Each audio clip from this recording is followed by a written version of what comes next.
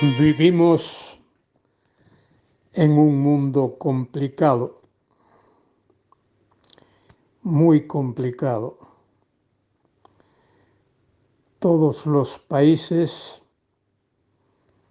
de los 5 continentes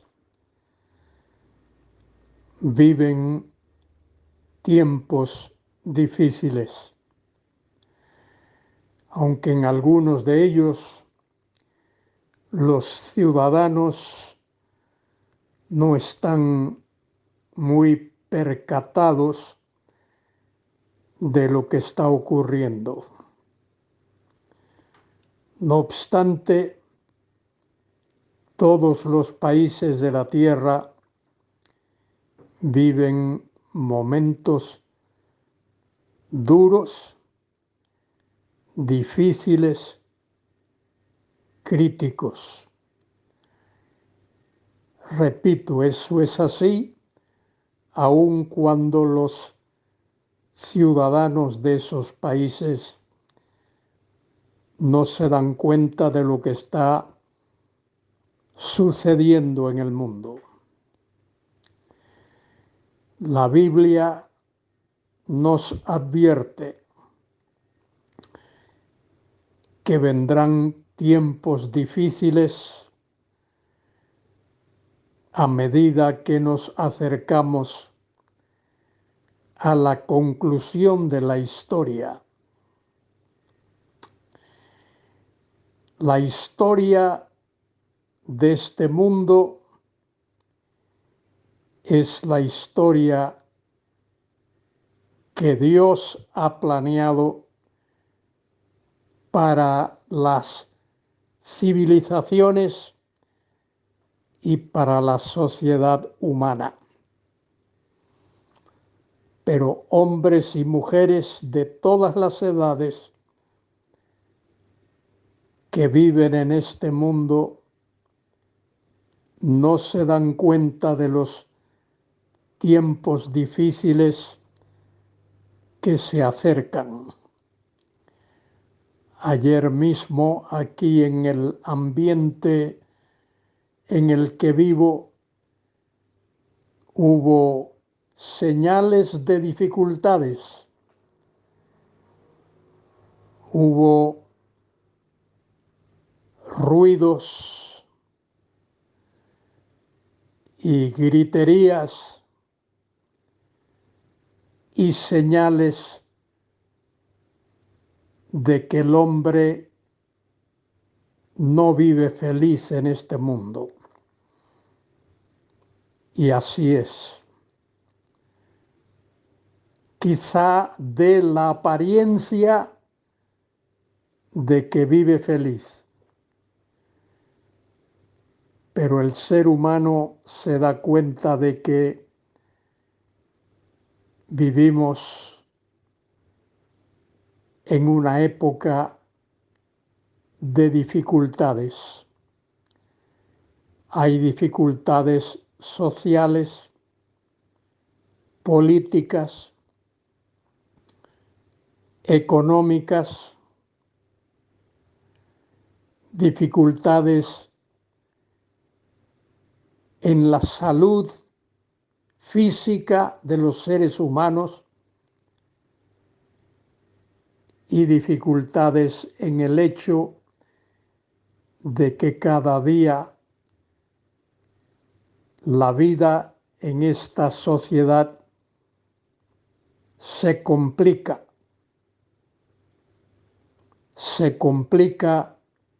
de una manera grande. Los hogares muestran esas dificultades. Los educadores expresan también dificultades en el ámbito en el que trabajan. Querido escuchante, vivimos tiempos difíciles. Alza tus ojos al cielo, clama a Dios acércate a Él, pídele que derrame su gracia y su misericordia sobre tu vida. Soy Luis Carballosa, quien os habla para comentar con vosotros Primera de Pedro 4, versículos del 4 al 6. Pedro escribió en el primer siglo de la era cristiana. En tiempos difíciles, en tiempos de temor y en los días cuando Pedro escribió sus 2 epístolas, había personas sufriendo, particularmente cristianos que eran perseguidos por personas violentas. Pedro les recuerda que Cristo también padeció. Padeció no solo a manos de Poncio Pilato, sino a manos de personas que no querían saber de nada de lo que él decía, enseñaba y predicaba. Cristo sufrió, Cristo padeció. Y en Primera de Pedro 4, versículo 4, Pedro escribe acerca de los cristianos que sufrieron y padecieron en tiempos de Cristo, y también como cristianos que vivirían posteriormente a ese siglo cuando Cristo vivió, también sufrirían. Y en Primera de Pedro 4:4 dice: a estos les parece cosa extraña que vosotros no corráis con ellos en el mismo desenfreno de disolución y os ultrajan. A los cristianos de los días del apóstol Pedro les persiguieron, y Pedro dice que a los no cristianos les parecía cosa extraña que a pesar de sufrir, de padecer por causa de Cristo, esos cristianos continuasen siendo fieles a sus creencias, a sus principios. Versículo 5 dice: pero ellos darán cuenta al que está preparado para juzgar a los vivos y a los muertos. Todo ser humano tendrá que dar cuenta a Dios. Querido escuchante, tú un día tendrás que dar cuenta a Dios. Tendrás que comparecer delante del tribunal de Dios. Algunos tendrán que comparecer delante del juicio final para responder a Dios de las cosas que han hecho. Y dice el versículo 6: porque por esto también ha sido predicado el Evangelio a los muertos. Antes de morir, escucharon el Evangelio, escucharon el mensaje de salvación.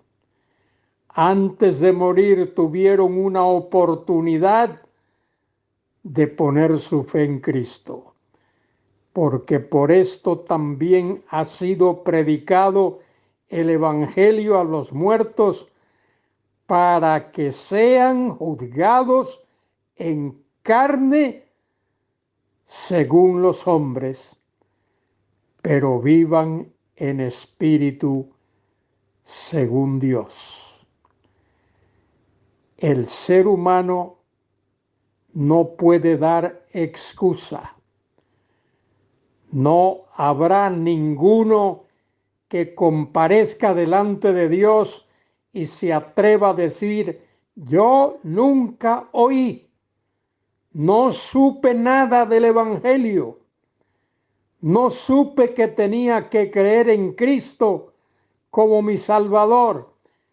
Nadie tendrá excusa delante de Dios. De manera que, por eso Pedro explica aquí: porque por esto también ha sido predicado el Evangelio a los muertos, es decir, a esos que antes de morir escucharon el Evangelio, para que sean juzgados en carne según los hombres, pero vivan en espíritu según Dios. Todo el que oye el Evangelio, de paso, ¿qué es el Evangelio? Es el mensaje que dice que Cristo murió por nuestros pecados. Literalmente murió. Fue clavado en una cruz y murió. Él dijo: consumado es, murió. Fue bajado de aquella cruz, fue sepultado, pero al tercer día resucitó de entre los muertos y vive. Y ese Cristo vivo será el juez de todos los hombres. Y esa muerte y resurrección de Cristo constituye el Evangelio, el mensaje de salvación, porque por esto también ha sido predicado el Evangelio, el mensaje de salvación, a los muertos, para que sean juzgados en carne según los hombres, pero vivan en espíritu según Dios. Querido escuchante, el Evangelio es el mensaje de la muerte y de la resurrección de Cristo, para que todo aquel que cree en Él no se pierda, sino tenga vida eterna. La salvación no está en la liturgia, no está en las ofrendas, no está en los sacrificios, no está en las misas. La salvación está en Cristo. Pon tu fe en Cristo ahora mismo, para que Él te salve, para que Él te dé el regalo de la vida eterna. Que a Él sea la gloria y la honra, ahora y por siempre. Amén.